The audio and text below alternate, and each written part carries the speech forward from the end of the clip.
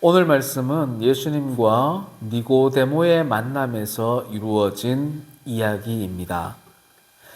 니고데모가 예수님을 찾아갑니다. 그때 예수께서 니고데모에게 구원의 길을 가르쳐 줍니다. 요한복음 3장 3절입니다.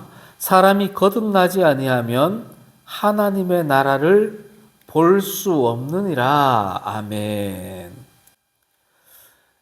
예수님의 이 말씀을 들은 니고데모가 묻습니다. 사람이 늙으면 어떻게 날 수 있습니까? 두 번째 모태에 들어갔다가 다시 날 수 있습니까? 이런 니고데모의 모습을 보며 예수께서 다시 한번 가르쳐 주십니다. 사람이 물과 성령으로 나지 아니하면 하나님 나라에 들어갈 수 없느니라. 아멘. 예수님께서는 사람이 거듭나야 하나님 나라를 볼 수 있고 물과 성령으로 거듭나야 하나님 나라에 들어갈 수 있다고 구분해서 말씀을 하십니다. 보는 것은 누구나 볼 수 있어요. 볼 기회가 있어요. 하지만 들어가는 것은 누구나 들어갈 수 있는 것이 아니라 물과 성령으로 거듭나야만 들어갈 수가 있어요. 이렇게 말씀하시고 예수님께서 니고데모를 질책하십니다. 10절입니다. 너는 이스라엘의 선생으로서, 니고데모가 단순한 유대인이 아니라 랍비라는 것을 우리에게 가르쳐 주는 겁니다. 지도자라는 것을 가르쳐 주는 겁니다. 사람들에게 하나님 말씀을 전하고 가르치는 사람이라는 것을 이 단어 속에서 드러내주고 있는 겁니다. 너 니고데모는 이스라엘의 선생으로서 이러한 것들을 알지 못하느냐? 이 원리도 모르고 하나님 나라를 바라보고 하나님 나라에 들어가는 원리도 모르고 어떻게 하나님을 가르칠 수 있단 말이냐? 하나님에 대하여 가르칠 수 있단 말이냐? 질책하는 겁니다. 사랑하는 성도 여러분, 우리는 예수님의 이 말씀을 기억하며 우리가 예수님에 대하여 바르게 알아야 합니다. 하나님에 대하여 바르게 알아야 합니다. 그리고 나서 그걸 전할 수가 있습니다. 물론 초신자들이 복음을 전할 때는 교회에 와보세요라고 할 수 있어요. 그것만 해도 충분합니다. 하지만 신앙생활이 1년, 2년, 10년, 30년이 되었는데 아직도 교회에 와보세요라고만 한다면 예수님이 이 말씀, 니고데모를 향한 말씀이 바로 나를 향한 말씀이 되는 거예요. 네가 교회 지도자이면서 전도자이면서 어떻게 네가 전하는 하나님과 예수님에 대하여 교회에 대하여 모르고 전할 수가 있느냐? 우리를 향한 말씀이 되는 겁니다. 그렇습니다. 성도라면 당연히 알아야 할 것을 당연히 알아야 합니다. 복음 전도자라면 당연히 알아야 할 것을 당연히 알아야 합니다. 그것이 바로 구원의 원리입니다. 구원의 원리는 크게 두 가지로 나누어 볼 수 있습니다. 하나는 예수님의 원리, 또 하나는 우리 성도의 원리가 있습니다. 이 두 가지가 합해져서 우리에게 구원의 은혜가 나타나는 겁니다. 예수님의 원리입니다. 13절입니다. 하늘에서 내려온 자, 곧 인자 외에는 하늘에 올라간 자가 없느니라. 아멘. 예수님께서 어디에서 왔다고요? 하나님 나라 하늘에서 왔답니다. 이미 왔다 갔다 하신 적이 있다는 겁니다. 인간의 몸으로 성육신하신 것은 이번이 처음이고 유일하지만 이전에도 예수께서는 이 땅에 오셨다는 겁니다. 언제 오셨지? 말씀으로 오셨고 성령으로 오셨다는 것을 우리에게 가르쳐 주는 겁니다. 그리고 우리의 눈에 보이도록 성육신하셔서 인간의 몸으로 다시금 오신 겁니다. 이 말씀은 하늘에서 내려온 인자이니 나를 따르면 하늘에 갈 수 있다는 것을 가르쳐 줍니다. 예수님만 따라가면 하나님 나라에 갈 수가 있다는 것을 우리에게 가르쳐 주시는 말씀입니다. 성도라면 바로 그 예수님의 원리를 알아야 하는 겁니다. 14절입니다. 모세가 광야에서 뱀을 든 것 같이 인자도 들려야 하리니. 아멘. 구원의 원리, 예수님의 원리는 예수님을 따르면 하나님 나라 갈 수 있고 구원받을 수 있다는 거고, 또 한 가지가 십자가에 매 달린다는 겁니다. 민수기 21장에 보면 백성들이 원망을 합니다. 왜 가까운 길 놔두고 이 먼 길로 돌아갑니까? 물도 없고 저 광야로 왜 나갑니까? 라며 반항을 하고 반역을 합니다. 그때 하나님께서는 불뱀을 보내셔서 그 원망하는 백성들을 물어서 죽게 하십니다. 그때 하나님께서는 모세를 통하여서 구원의 방법을 주셨는데 민수기 21장 8절입니다. 여호와께서 모세에게 이르시되 불뱀을 만들어 장대 위에 매달아라. 물린 자마다 그것을 보면 살리라. 아멘. 하나님의 원리, 예수님의 원리는 구원의 방법을 주시는 겁니다. 모세를 통하여서 불뱀을 만들어서 장대 위에 달아 놓으신 것, 그것이 하나님의 구원 원리입니다. 예수님의 구원 원리가 바로 예수님 본인의 몸을 십자가에 매 다시는 것이 바로 예수님의 구원 원리입니다. 이렇게 예수님께서는 길을 인도할 준비가 되셨고 십자가에 이미 매 달리셨습니다. 예수님의 구원 원리는 이미 완성이 되어 있습니다. 이제 남은 것은 우리 성도들의 원리만 적용이 되면 됩니다. 먼저 성도들이 구원받기 위한 첫 번째 원리는 십자가에 예수님을 바라보아야 합니다. 민수기 21장 9절에 보면 이렇게 말씀합니다. 모세가 놋뱀을 만들어 장대 위에 다니. 이건 하나님의 명령이에요. 하나님이 구원을 해주는 하나님의 원리를 지금 모세가 준행하는 거예요. 뱀에게 물린 자가 놋뱀을 쳐다본 즉 모두 살더라. 아멘. 뱀에 물린 자가 누굴까요? 죄악의 사탄에 물린 자들을 말하는 겁니다. 이 사람들이, 죄인들이 장대 위에 매달아 놓은 그 놋뱀, 이 놋뱀 자체가 무슨 신통력이 있어서 구원받고 낫게 하는 게 아니에요. 하나님의 말씀을 순종하는가를 바라보는 거예요. 아니, 뱀에 물렸는데 놋뱀을 바라보면 낫는다. 웃기는 이야기 아닙니까?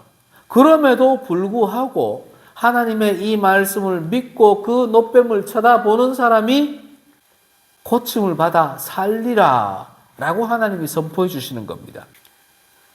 이제 예수께서 십자가에 매달리십니다. 우리가 거부한다고 해서 없어지는 것이 아닙니다. 이미 엄연한 사실이고 역사적인 사실입니다. 이제 우리 성도가 이 십자가의 예수님을 바라보아야만 구원의 원리가 적용이 됩니다. 문제가 있습니다. 십자가의 예수님을 바라볼 것인가? 예수님의 십자가를 바라볼 것인가? 선택을 해야 합니다. 우리가 흔히 예수님의 십자가 하면 그 십자가는 예수님이 매달린 십자가를 생각을 합니다. 그런데 문자적으로 보면 전혀 다른 거죠. 예수님의 십자가 그 자체만을 바라보면 우상이 되어버립니다. 예수님을 바라보지 않고 뭘 바라보겠다는 거예요? 십자가를 형상을 바라보겠다는 겁니다. 그것은 예수님이 원하는 바가 아니에요.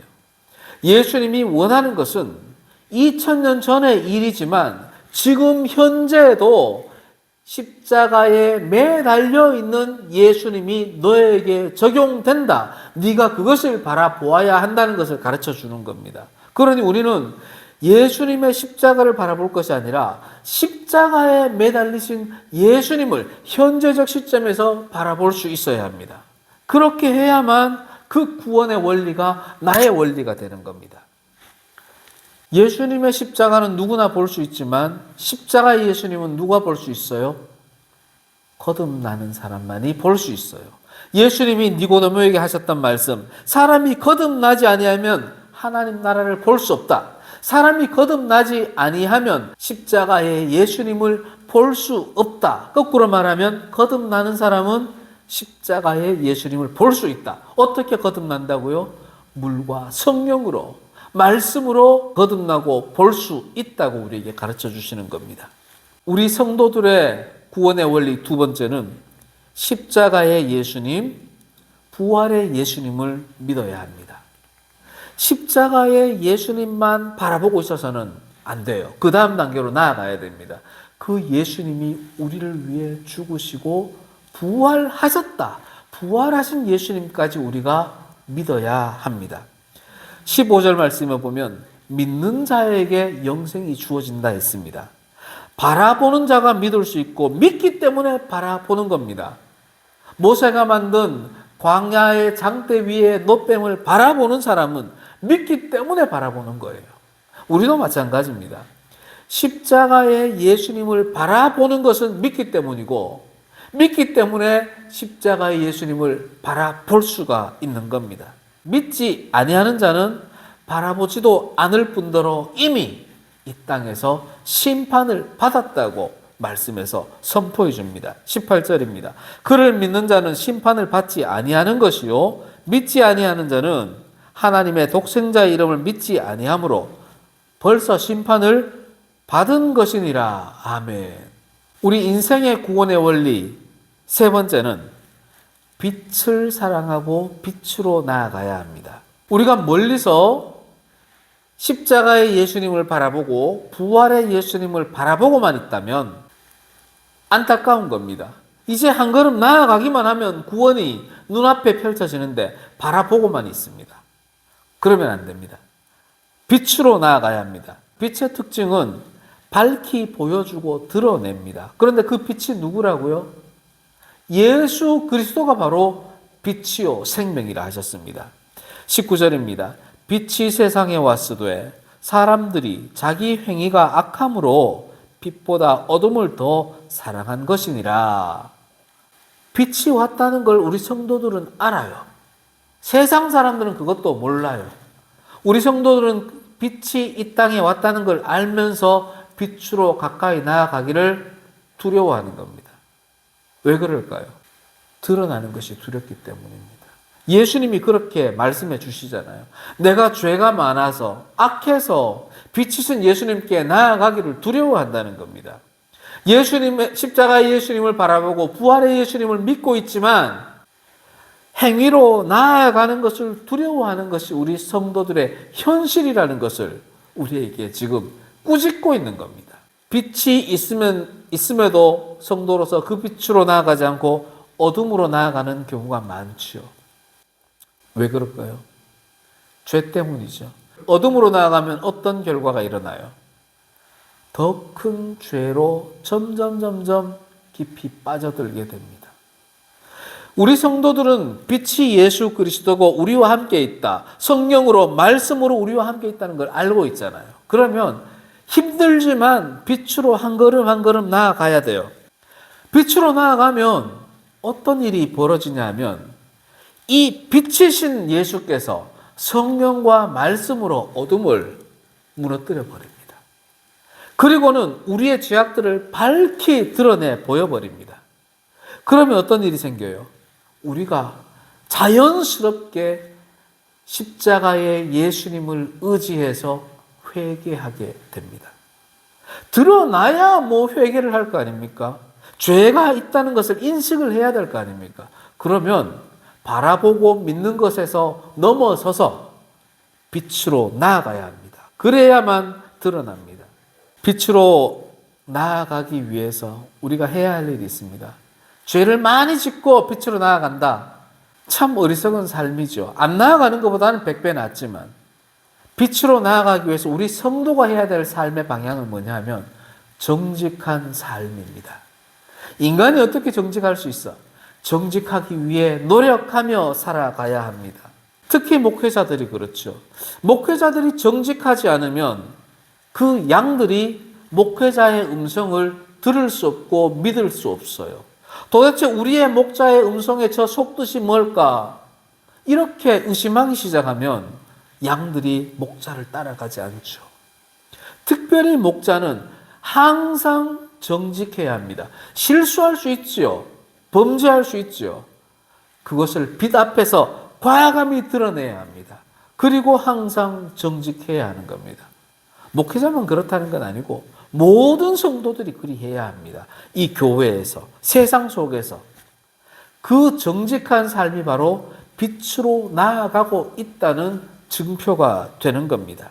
자신이 먼저 정직한 삶을 살아가게 되면 나중에는 그 죄를 빛이신 예수 앞에 다 드러내게 되고 빛이신 예수께서 우리의 죄를 용서해 주시고 구원해 주시는 구원의 원리가 이루어지는 겁니다.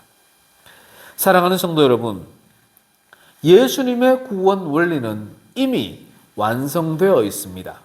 십자가의 예수님, 부활의 예수님, 이제 우리 인생 성도들의 구원의 원리만 우리가 적용하면 됩니다.